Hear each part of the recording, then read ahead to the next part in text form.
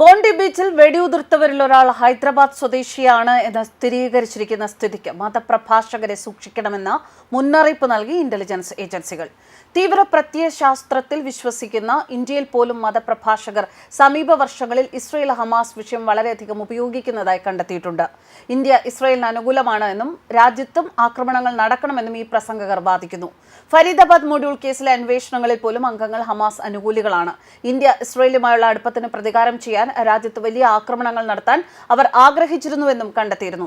Islamic സ്റ്റേറ്റിന്റെ പ്രത്യയശാസ്ത്രത്തിന് ഇക്കൂട്ടർ പ്രചാരണം നൽകുന്നു എന്നതിന്റെ ഏറ്റവും വലിയ തെളിവാണ് ചെങ്കോട്ട സ്ഫോടനവും പഹൽഗാമും. സാജിദിനെ പിന്തുടരുന്ന ഇന്റലിജൻസ് ഏജൻസികൾ ഹൈദരാബാദിലെ ട്രോളി ചൌക്കിലെ അൽ ഹസ്നാത്ത് കോളനിയിൽ നിന്നുള്ള ആളാണ് ഇയാൾ എന്ന് മനസ്സിലാക്കി. ഹൈദരാബാദിൽ ഭീകരതയും തീവ്രവാദവും നിരവധി തവണ ഉണ്ടായിട്ടുണ്ട്. സാജിദ് ഇന്ത്യയിൽ തീവ്രവാദിയായി മാറിയതായി സൂചനയില്ല. സിഡ്നിയിലാണ് തീവ്രവാദം നടന്നത്. അച്ഛനും മകനും സ്വന്തമായി പ്രവർത്തിച്ചു. എന്നാലും സിഡ്നിയിൽ ഇസ്ലാമിക് സ്റ്റേറ്റിന്റെ പ്രത്യയശാസ്ത്രത്താൽ അവർ തീവ്രവാദികളായിരുന്നു എന്ന് സ്ഥിരീകരിച്ചിട്ടുണ്ട്. 16 പേരുടെ മരണത്തിനിടയാക്കിയ പൂർണ്ണമായും പ്രത്യയശാസ്ത്രപരമായ ആക്രമണമായിരുന്നു ഇത് എന്ന് ഉദ്യോഗസ്ഥർ പറയുന്നു. ഇസ്ലാമിക് സ്റ്റേറ്റുമായി ബന്ധപ്പെട്ട കുപ്രസിദ്ധ പുരോഹിതനായ വിസാം ഹദ്ദാദിലേക്ക് അന്വേഷണത്തിന്റെ ഫലമായി എത്തി. ഇസ്ലാമിക് സ്റ്റേറ്റിന്റെ തീവ്ര പ്രത്യയശാസ്ത്രമാണ് ഹദ്ദാദ് പ്രസംഗിക്കുന്നത്. നിരവധി മുന്നറിയിപ്പുകൾ നൽകിയിട്ടും ഓസ്ട്രേലിയൻ ഏജൻസികൾ അദ്ദേഹത്തിനെതിരെ നടപടിയെടുക്കുന്നതിൽ പരാജയപ്പെടുകയായിരുന്നു. ഇന്ത്യൻ ഇന്റലിജൻസ് ഏജൻസികൾ പറയുന്നത് പ്രകാരം ഹദ്ദാദ് എന്നതൊരു പുതിയ പേരല്ല. അദ്ദേഹം ഒരു വിവാദ വ്യക്തിയാണ്. നിരവധി മുന്നറിയിപ്പുകൾ നൽകിയിട്ടും അദ്ദേഹത്തിനെതിരെ ഒരു നടപടിയും സ്വീകരിച്ചിട്ടില്ല എന്നും അഭിപ്രായങ്ങൾ ഉയർന്നു. ഇതൊരു പാഠപുസ്തക ഇസ്ലാമിക് സ്റ്റേറ്റ് തരത്തിലുള്ള പ്രവർത്തനമാണ്. അതിൽ പരിശീലനത്തെക്കാൾ കൂടുതൽ ശ്രദ്ധ കേന്ദ്രീകരിക്കുന്നത് തീവ്രവാദവൽക്കരണത്തിലാണ്. ഇസ്ലാമിക് സ്റ്റേറ്റിന്റെ പരിശീലനത്തിലും ലോജിസ്റ്റിക്കൽ മേഖലയിലും വലിയ പങ്കാളിത്തമില്ലാതെ ആളുകളെ തീവ്രവാദികളാക്കുന്നതിൽ ഇസ്ലാമിക് സ്റ്റേറ്റ് വീണ്ടും വിജയിച്ചു. ഒടുവിൽ അവർ സ്വന്തമായി മാരകമായ ആക്രമണങ്ങൾ നടത്തി. ദില്ലി ചെങ്കോട്ട സ്ഫോടനങ്ങൾ നടത്തിയ ഫരീദാബാദ് മൊഡ്യൂളുമായി സമാനതകൾ പുലർത്താൻ കഴിയുമെന്ന് ഉദ്യോഗസ്ഥർ പറയുന്നു. ഇത് റാഡിക്കൽ പ്രത്യയശാസ്ത്രത്തെ പിന്തുണച്ച സ്വയം പ്രചോദിത മൊഡ്യൂളായിരുന്നു. പ്രവർത്തനങ്ങൾ ആരംഭിക്കുന്നതിന് മുൻപ് ഈ മൊഡ്യൂളിലെ അംഗങ്ങളെ ഒരു പുരോഹിതനായ മുഫ്തി ഇർഫാൻ അഹമ്മദ് തീവ്രവാദികളാക്കിയിരുന്നുവെന്നും ഉദ്യോഗസ്ഥർ ചൂണ്ടിക്കാട്ടുന്നു. പുതുവത്സരാഘോഷവേളയിൽ ആക്രമണങ്ങൾക്ക് സാധ്യതയുണ്ട് എന്നാണ് ഇന്റലിജൻസ് ഏജൻസികൾ പോലീസിന് മുന്നറിയിപ്പ് നൽകിയിരിക്കുന്നത്. രാജ്യത്തിന്റെ എല്ലാ കോണുകളിലും സന്നിഹിതരായിരിക്കുന്ന വിവാദ പ്രസംഗകരെ കുറിച്ചും അവർ മുന്നറിയിപ്പ് നൽകിയിട്ടുണ്ട്. ഈ ചുമതലയും റിക്രൂട്ട്മെന്റും നിർവഹിക്കുന്ന നിരവധി പ്രസംഗകരെ ഇസ്ലാമിക് സ്റ്റേറ്റ് പ്രത്യേകമായി തിരിച്ചറിഞ്ഞിട്ടുണ്ട്. ഓസ്ട്രേലിയ കേസിൽ ഹദ്ദാദിനൊപ്പം ക്ലാസുകൾ എടുക്കാൻ തുടങ്ങിയത് മകൻ നവീദ് ആണെന്ന് കണ്ടെത്തിയിട്ടുണ്ട്.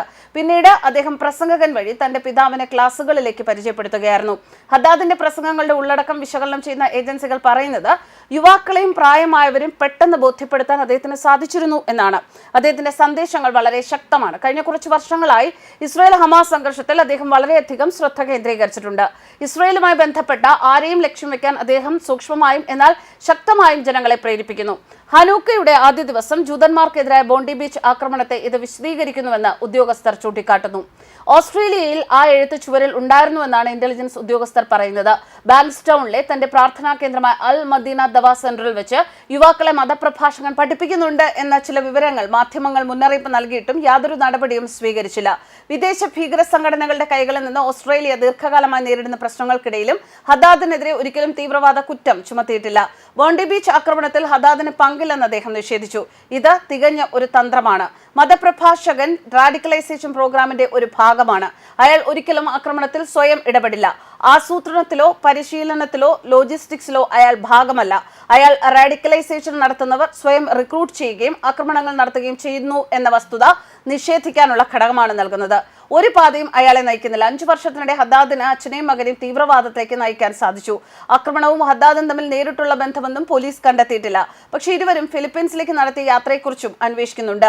അവർക്ക് അവിടെ പരിശീലനം ലഭിച്ചിരിക്കാമെന്നാണ് ഏജൻസികളുടെ സംശയം.